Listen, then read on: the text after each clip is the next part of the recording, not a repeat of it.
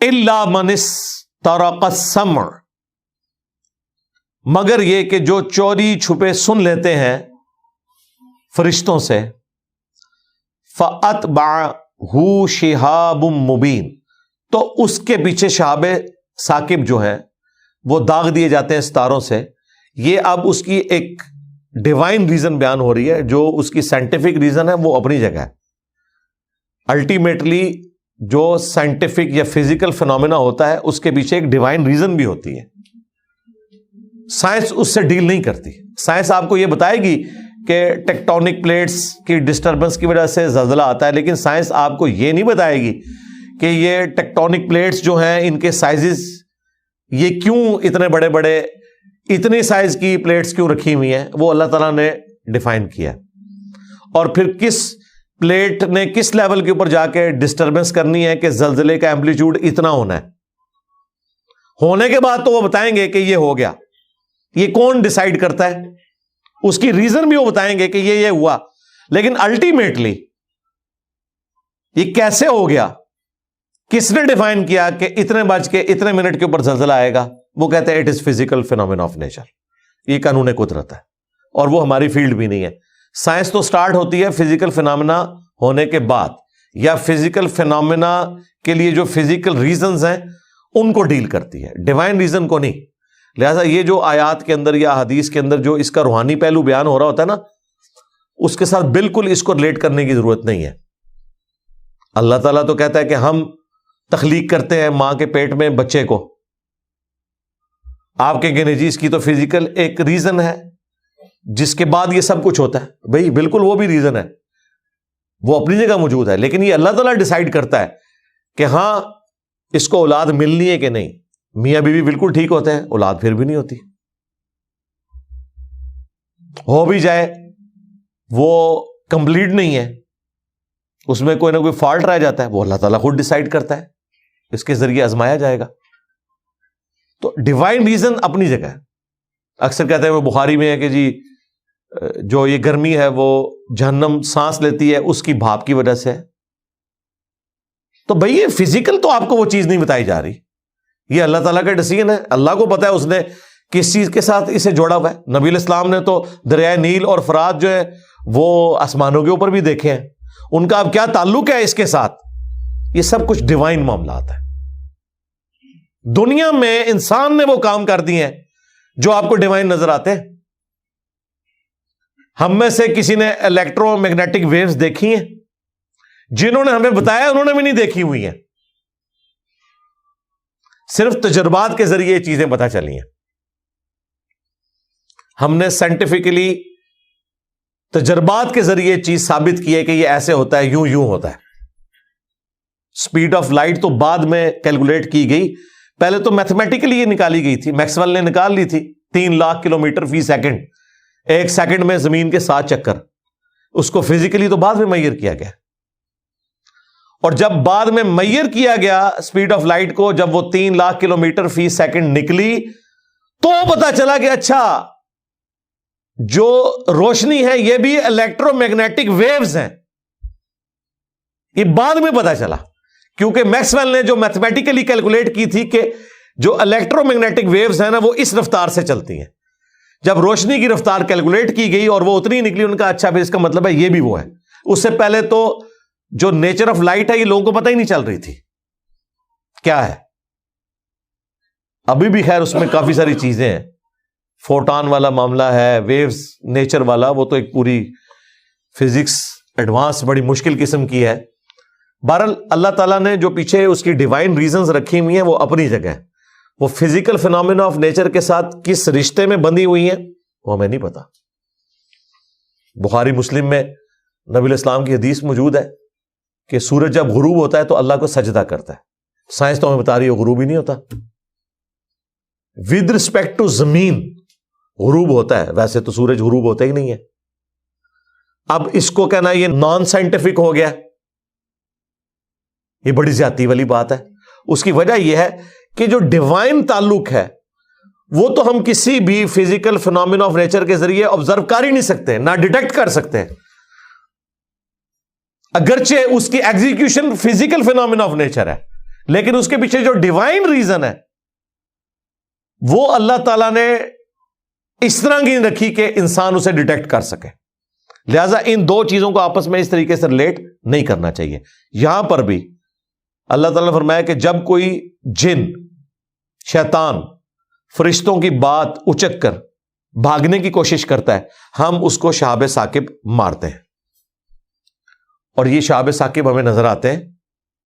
باقی ان کا داغا جانا سائنس آپ کو نہیں بتا سکتی کس وقت شہاب ثاقب داغا جائے گا. جب داغا جاتا ہے تو اس وقت نظر آتا ہے. وہ کہتے ہیں ہاں جی یہ ستارہ ٹوٹ کے الگ ہوا، اس میں سے ایک چٹان ٹوٹ کے الگ ہوئی. اور وہ بھی کیا اللہ کا نظام ہے، جو ایٹماسفیئر اللہ تعالیٰ نے زمین کا رکھ دیا ہے، اتنی لیئرز رکھی ہیں، اس میں ایئر رکھی ہے، ایئر سے رگڑ کھا کے وہ جل کے راکھ ہو جاتی ہے.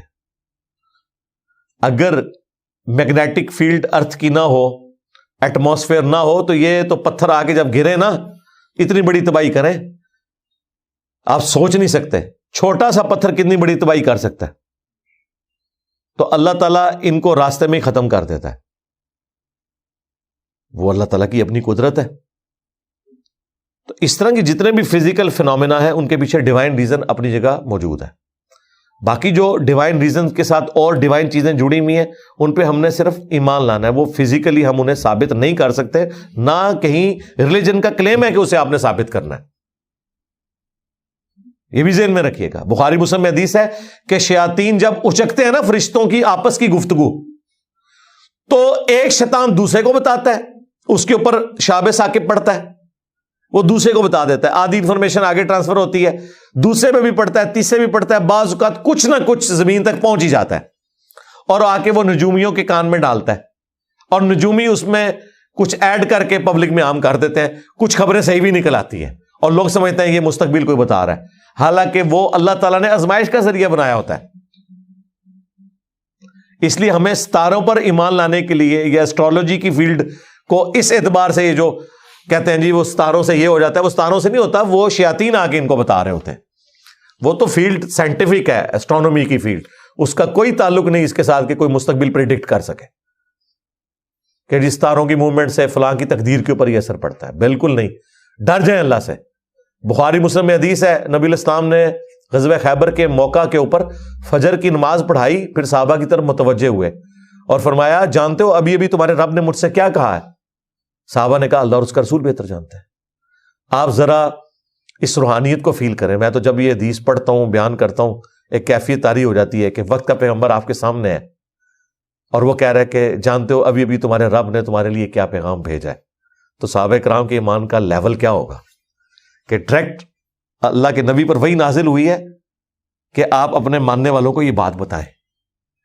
تو صحابہ نے کہا اللہ اس کا رسول بہتر جانتے ہیں. تو نبی علیہ السلام نے کہا ابھی ابھی تمہارے رب نے مجھے یہ وحی کی ہے کہ میں تمہیں یہ بتاؤں کہ آج کی صبح جو لوگوں نے کی تو دو حالتوں پر کی. ایک وہ طبقہ تھا جس نے کہا کہ فلاں ستارے کی گردش کی وجہ سے فلاں سیارہ فلاں جگہ چلا گیا، اس کی وجہ سے یہ بارش ہوئی ہے رات کو. ان لوگوں نے اپنے رب سے کفر پر صبح کی ہے اور ستاروں پر ایمان لا کر صبح کی ہے. اور ایک وہ لوگ ہیں یعنی کہ نبی الاسلام اور ان کے صحابہ جنہوں نے اس حال میں صبح کی ہے کہ انہوں نے کہا یہ بارش اللہ کی وجہ سے ہوئی ہے. اب دیکھ لیں آپ کا ہفتہ کیسے گزرے گا. مسلمان بھی پڑھ رہے ہیں ٹی وی چینلز کے اوپر. میں نہیں سمجھتا کہ اس طرح کے پروگرام ٹی وی چینلز کے اوپر چلانے چاہیے. یہ تو بدعت سے بہت آگے جا چکی ہے. یہ تو کفریہ چیزیں ہیں جنہیں ہمارے چینلز کے اوپر پروموٹ کیا جا رہا ہے. لیکن یہ کفر نہیں کسی کو نظر آ رہا کہ اس کا بھی کوئی تدارک کرنا ہے. ڈٹائی کے ساتھ کر رہے ہیں. صراحتاً کفر، یعنی گمراہی والی تو بات نہیں، سیدھا سیدھا کفر. ستاروں پر ایمان لا رہے ہیں. تو یہ جو مستقبل پریڈکٹ ہونے والا معاملہ ہے وہ بخاری مسلم میں آیا کہ شیاطین اچک لیتے ہیں فرشتوں سے اور وہ پبلک میں اس طریقے سے عام کرتے ہیں اور وہ جھوٹ اور سچ ملا دیتے ہیں. اس کی وجہ سے لوگ کہتے ہیں کہ یہ ہو گیا، حالانکہ اکثر باتیں جھوٹی ہوتی ہیں، کچھ سچ بھی ہوتا ہے، وہ ٹرانسفر ہوتے ہوتے ہوتے. لیکن نبی علیہ السلام پر جب وحی نازل ہو رہی تھی اس وقت اسپیشل ایک پروٹیکشن تھی شیاطین کوئی ایسی بات نیچے نہیں لے کے جائیں گے جس کی وجہ سے وہی میں کوئی ایسا مسئلہ آ جائے.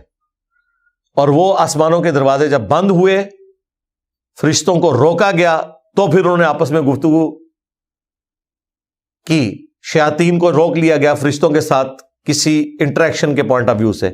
تو جنہوں نے آپس میں گفتگو کی کہ لگتا ہے کہ کوئی اللہ کی طرف سے بڑا فیصلہ ہو چکا ہے.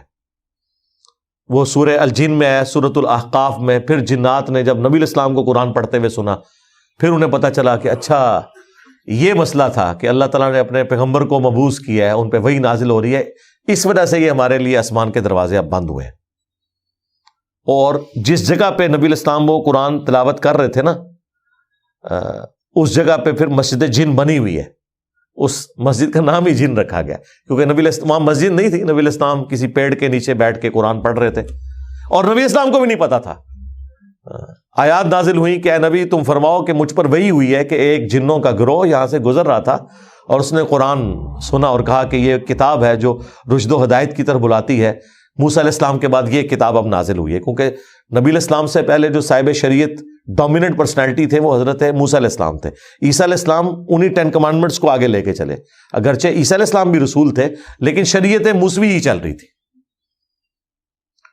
پھر وہ اپنی قوم میں گئے اور وہاں جا کے انہوں نے دعوت و تبلیغ کا, توحید کا کام شروع کر دیا.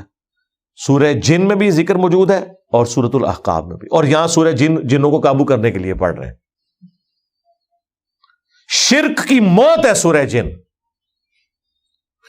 جس طریقے سے اللہ تعالیٰ نے توحید کو آشکار کیا ہے اور بتایا کہ جنات کو ماننے والے لوگ, جنات کہتے ہیں کہ ہم سرکش اس لیے ہوئے ہیں کہ لوگوں نے ہماری پناہ مانگنی شروع کر دیے, تو ظاہر ہے پھر ہم بھی بھول گئے. ہم نے کہا ٹھیک ہے, پھر ہم بھی بڑے طاقتور ہیں. جب آپ بار بار گیٹ نمبر 4 میں جائیں گے تو وہ بھی کہیں گے بھی ہم بہت طاقتور ہیں. ہر کوئی جو اس گیٹ نمبر 4 میں چلا جاتا ہے. تو جنات کا دماغ خراب کیا لوگوں نے, جو ان کی پناہ مانگنا شروع ہو گئے. اور پھر اللہ تعالیٰ نے اسی سورہ جن میں فرمایا وَأَنَّ الْمَسَاجِدَ لِلَّهِ فَلَا تَدْعُوا مَعَ اللَّهِ أَحَدًا. مسجدیں تو ہے ہی خاص اللہ کے لیے, اللہ کے سوا اللہ کے ساتھ کسی ہستی کو نہیں پکارنا. اور یہاں مسجد میں لوگ پڑھ رہے ہوتے ہیں سرکار غوث اعظم نظر کرم خدا را.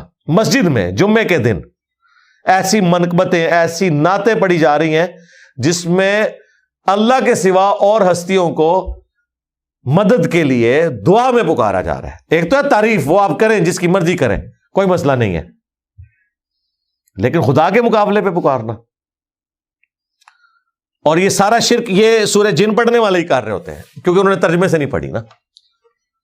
اس لیے ہم کہتے ہیں کہ قرآن صرف تلاوت کرنے کا فائدہ نہیں ہے جب تک کہ آپ اس کی تعلیمات پر عمل نہ کریں, ورنہ آپ تلاوت کر کے نیکیوں کے چکر میں ہو اور عقیدوں میں آپ کے شرک ہو تو نیکیاں تو آپ کی 0 سے ملٹیپلائی ہوگی. اس کا مطلب ہے قرآن کی تعلیمات سے استفادہ کرنا ہے, تب پھر تلاوت کا بھی فائدہ ہے آپ کو. سیدھی سی بات ہے. تو اللہ تعالیٰ فرما رہا ہے کہ شیاطین جو ہے ان کے اوپر شہاب ثاقب جو ہے وہ داغے جاتے ہیں.